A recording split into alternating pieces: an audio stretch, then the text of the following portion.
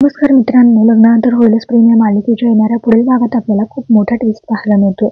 काव्या घरी आल्यानंतर खूप घाबरलेली असते. ती नंदीला विचारत असते की सगळं काही ठीक होईल ना? तर नंदिनी म्हणते की अगं काय झालं, तू एवढी का घाबरली आहेस? त्यावेळेस काव्य आता नजर चुकवत नंदिनीला काही सत्य सांगत नाही. तर दुसरीकडे आता युग सुद्धा घाबरल्यासारखं वागत असतो. त्यामुळे नंदिनीला त्याचाही संशय येतो.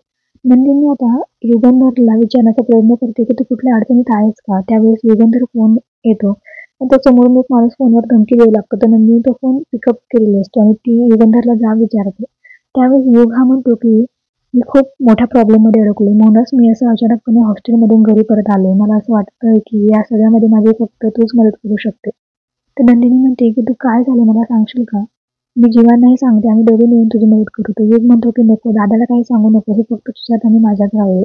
त्यानंतर घडलेला सगळा प्रकार आता तो नंदिनीला सांगतो आणि आता नंदिनीला हात जोडत सांगतो की हे सत्य तू कुणालाही सांगू नकोस.